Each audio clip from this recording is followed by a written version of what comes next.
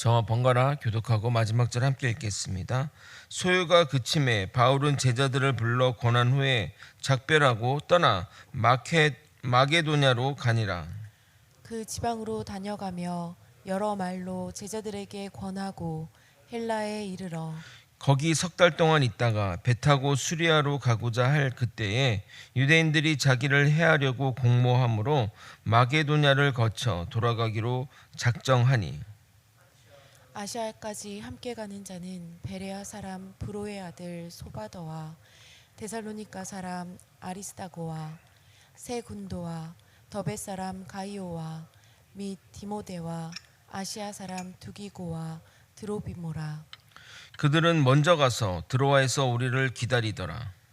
우리는 무교절 후에 빌립보에서 배로 떠나 닷새만에 드로아에 있는 그들에게 가서 이레를 머무니 그 주간의 첫날에 우리가 떡을 떼려 하여 모였더니 바울이 이튿날 떠나고자 하여 그들에게 강론할세 말을 밤중까지 계속하매 우리가 모인 윗다락에 등불을 많이 켰는데 유두고라 하는 청년이 창에 걸터 앉아 있다가 깊이 졸더니 바울이 강론하기를 더 오래 하매 졸음을 이기지 못하여 3층에서 떨어지거늘 일으켜 보니 죽었는지라. 바울이 내려가서 그 위에 엎드려 그 몸을 안고 말하되 떠들지 말라 생명이 그에게 있다 하고 올라가 떡을 떼어 먹고 오랫동안 곧 날이 새기까지 이야기하고 떠나니라.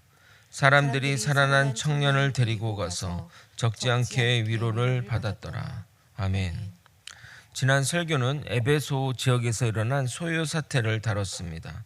바울의 전도 사역이 자신들의 사업에 영향을 미칠 것을 염려하여 은장색 도공들이 봉기를 일으켰고 선교팀의 위해를 가하려고 했습니다. 표면적인 이유로는 자신들의 신을 위하는 것처럼 말하지만 실상은 돈 때문이었습니다.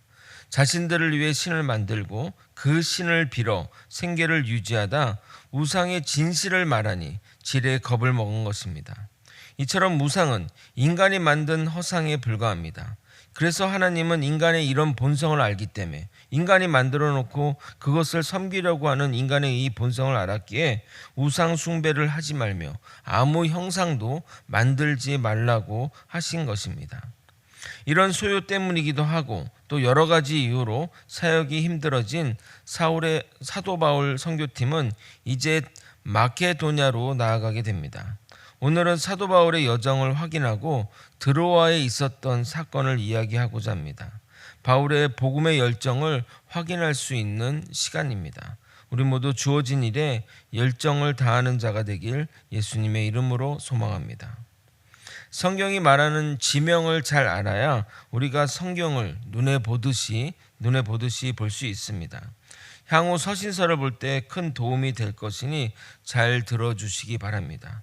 마케도냐 사진을 보시게 되면 마케도냐는 지금의 그리스 북쪽을 말하는 것이고 성경에 나오는 도시는 빌립보, 데살로니가, 베레아 지역이 여기에 포함되어 있는 지역입니다. 그리고 그리스 남부 지역, 그 밑에 있는 마케도냐 밑에 있는 지역을 아가야 지역이라 하고 또는 헬라 지역이라고 합니다. 대표적인 도시로서는 아덴 그리고 고린도 지역이 있습니다. 그래서 1절부터 3절까지는 에베소를 떠나 마케도냐 지역에 와서 거기서 고린도 후서를 써가지고 디도 편으로 고린도 교회 성도들에게 보내고 그리고 아가야 지방 남부 지방으로 와서는 고린도 지역 고린도 교회에서 3달 동안 머물면서 그곳 성도들을 바로 세우고 그 유명한 로마서를 기록하게 됩니다. 이후 2차 전도 여행처럼 고린도에서 출발하여 2차 전도 때는 어떻게 했죠? 그 고린도 지역 옆에 있는 갱그리아에서 머리를 깎고 돌아왔지 않습니까? 그러니까 거기서 원래 배를 타고 수리아 그러니까 시리아 지역으로 가려고 했는데 자신의 살해 공모를 듣게 됩니다. 배에 타서 배에서 이렇게 이렇게 살해할 그런 이야기를 듣게 됩니다. 그래서 다시 바울은 육로로 마게도냐 지역 그러니까 어디로 왔는 얘기죠? 북쪽으로 다시 올라가게 됩니다. 선교팀의 최종 목적지는 예루살렘입니다. 예루살렘으로 가는 이유는 3차 전도 여행에 대한 그 결과 보고이자 그 구제 헌금을 전달하기 위해서입니다. 당시 예루살렘에는 큰 가뭄으로 인해 경제적인 위기를 겪는 성도들이 많았습니다. 그래서 바울에 의해서 개척된 교회들이 연보에 동참했고 헌금을 가져가는 겁니다. 그러니까 뭐 메인 교회가 있는데 그 교회의 어떤 뭐 개척한 교회들이 그 작은 교회들이 모여서 그 큰 교회를 돕겠다고 하는 것과 마찬가지입니다. 이 부분은 나중에 서신서에 이런 부분들이 계속 기록되어 있거든요. 연보를 내라 고린도전서에도 기록되어 있고 여러 곳에 기록되어 있는데 그때 깊게 다루도록 하겠습니다. 4절에 기록된 명단이 단순히 어떤 동반자, 같이 갔던 동반자 개념이 아니라 각 지역의 책임자로서 연보를 가지고 가는 사람들의 명단이라 할 수 있겠습니다. 4절을 읽어드리도록 하겠습니다. 아시아까지 함께 가는 자는 베레아 사람 브로의 아들 소바더와 데살로니가 사람 아리스다고와 세군도와 더베 사람 가이오와 및 디모데와 아시아 사람 두기고와 드로비모라. 그러니까 마케도냐 지역의 그 대표로서 소바더와 아리스다고와 세군도가 그 담당이고, 그리고 갈라디아 지도를 한번 또 보여주시죠. 갈라디아 지방은 이제 이쪽 지방인 거죠. 저쪽 마케도냐, 그 밑에는 이제 아시아, 그리고 또 갈라디아, 그리고 에베소 요 밀레도 요 지역이 뭐냐면 아시아입니다. 아시아. 우리가 알고 있는 지금의 아시아가 아니라 그 당시에 그 로마의 편제에 의해서 갈라디아 부르기아 지역이고 그 에베소 밀레도 요 지역이 바로 아시아 지역을 얘기합니다. 그래서 아시아 지역의 대표로 두기고와 드루비모가 들고 가는 겁니다. 그들은 바울보다 먼저 드로아에 가서 그 기다리게 됩니다. 반면 마케도냐 지역의 빌립보에서 바울은 여기서 무교절을 보내고 이동하게 됐기 때문에 늦게 가게 된 겁니다. 이런 경로로 그러니까 빌립보에서 배를 타고 드로아에 간 것을 알 수 있습니다. 이 드로아 지역은 바울의 선교팀이 2차 전도 여행 중에 들렀지만 복음을 전하지 못했습니다. 그래서 7일간의 짧은 체류 기간이지만 복음을 전하게 됩니다. 그래서 주일날 모여 예배를 드리고 말씀 강론을 한 겁니다. 한국의 대표적인 이단이 제7일 안식일 교회와 하나님의 교회가 있습니다. 뭐 장길자 어머니 하나님 하는데 그 교회가 하나님의 교회죠. 하나님의 교회가 제7일 안식교에서 나온 것이니 같은 계열이라고 보면 됩니다. 그 교회들이 핵심으로 주장하는 것이 안식일을 지키는 겁니다. 그래서 그 교회들 제7일 안식교회 여기 거제면을 돌다 보니까 제7일 안식일 교회가 있었더라고요. 지금도 있는지 모르겠지만 있었는데 그래서 그들은 안식일을 지키기 때문에 안식일이 금요일 저녁부터 토요일까지, 그러니까 그 이스라엘은 그 하루의 날짜가 밤이 되고 아침이 되니까 이게 하루거든요. 우리는 아침부터 저녁까지를 하지만 그들은 밤부터 그 다음 날까지가 해지기 전까지가 하루인데, 그래서 금요일에서 토요일까지, 그래서 토요일 날 그들은 예배를 드립니다. 현재 교회들은 성령이 말하는 안식일을 지키지 않고 태양신을 섬기는 썬데이, 즉 일요일을 지킨다며 잘못되었다고 그들은 기존 교회들을 비판합니다. 그들을 섬기는 것은 하나님이 아니라 태양신을 섬기는 것이다 라고 이제 이런 식으로 이제 주장을 하게 됩니다. 그들의 이야기를 들으면 정말 기존 교회가 정말 잘못되었구나 이렇게 생각할 수 있습니다. 그러나 우리가 주일을 지키는 것은 성경에 근거한 것입니다. 안식일을 지키라고 하신 이유는, 하나님의 안식일을 지키라고 하신 이유는 하나님의 창조를 기억하며 쉼과 또 영적인 것을 추구하라는 의미입니다.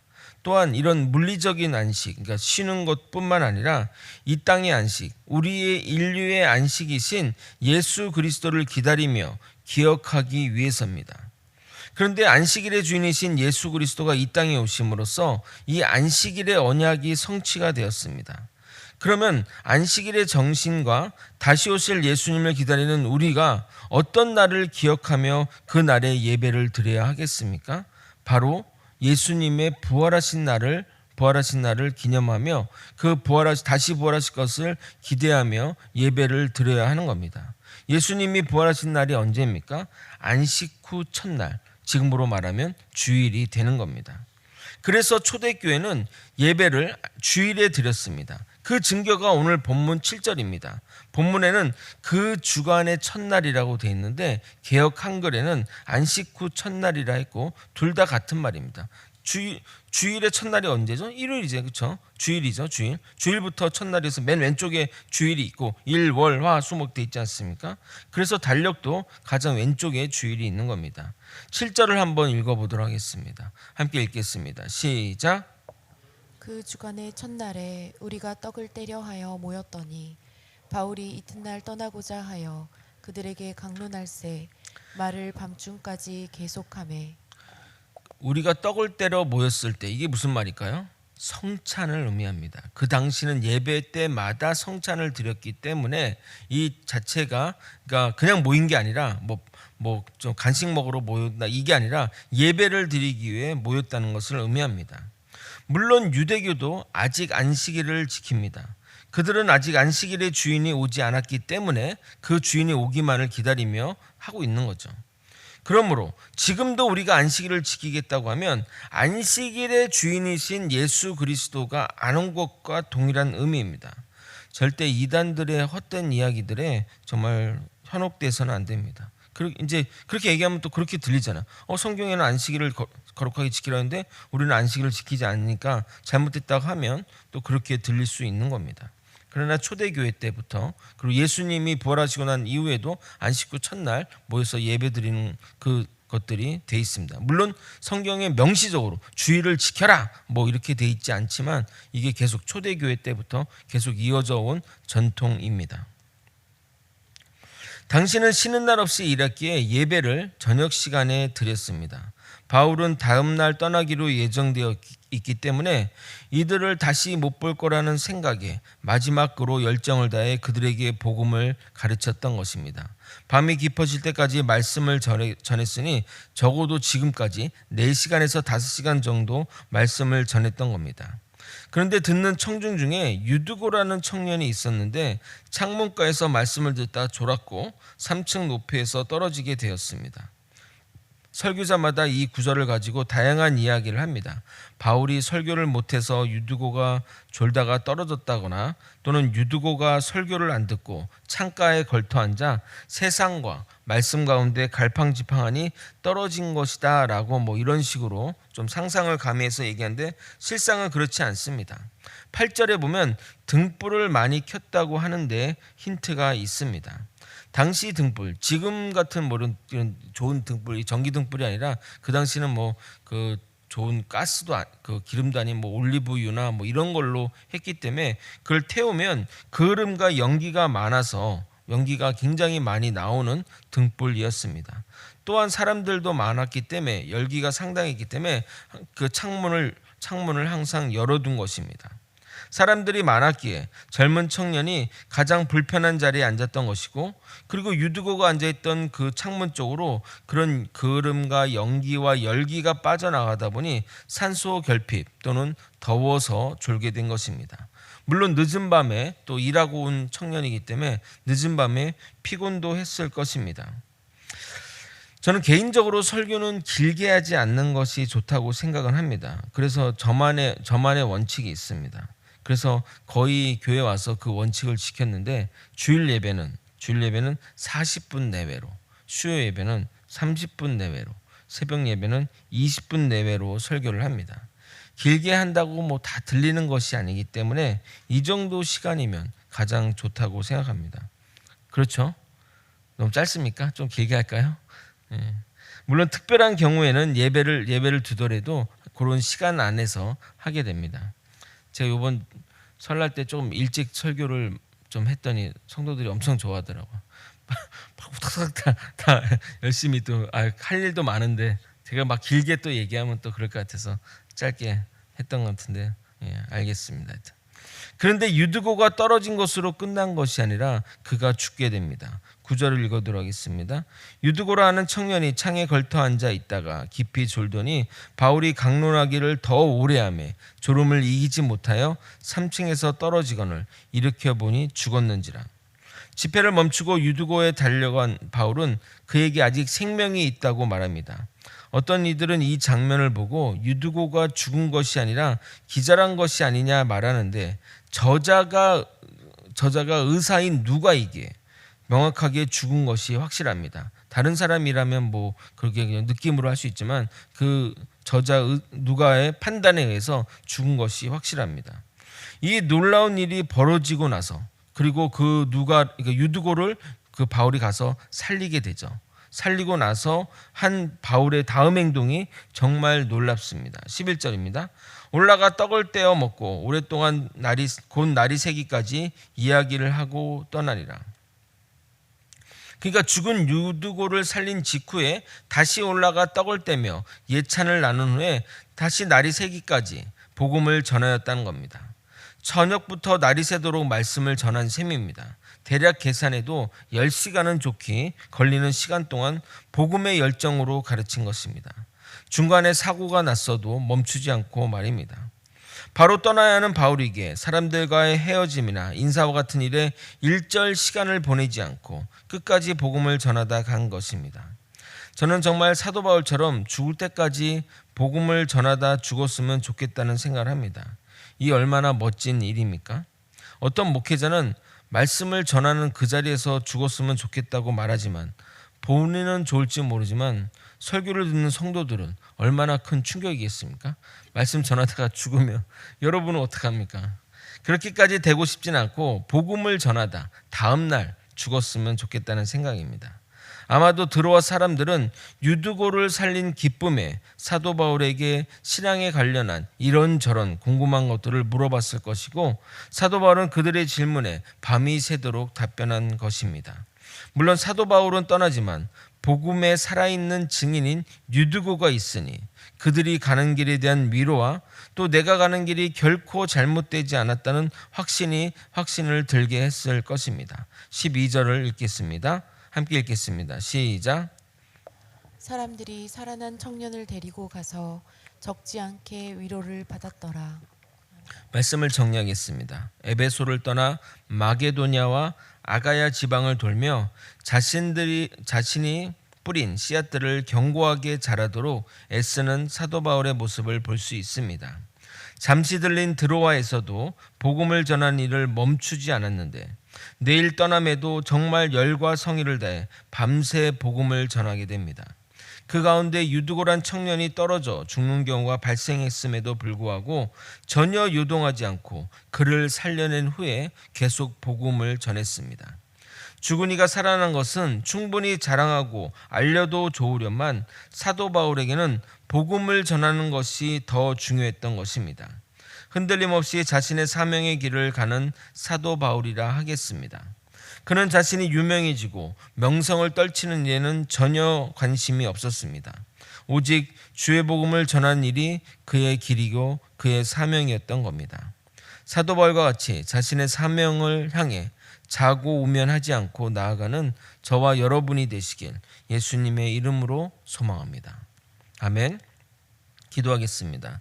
하나님 아버지, 하나님의 사명을 받아 나아가는 그 사명자의 길에 어찌 다른 것들이 아버지 그 눈길을 두며 아버지 시선을 둘 수 있겠습니까? 오직 주님이 가라 하신 그 길로 곧장 달려나가는 믿음의 사람들이 다 될 수 있도록 역사하여 주시옵소서. 우리의 삶이 그렇게 되길 원합니다. 우리의 삶이 사명자의 삶을 살기를 원합니다. 주님 붙들어 주시옵소서. 사랑이 많으신 예수 그리스도 이름으로 기도드립나이다. 아멘. 주기도문으로 예배를 마치겠습니다.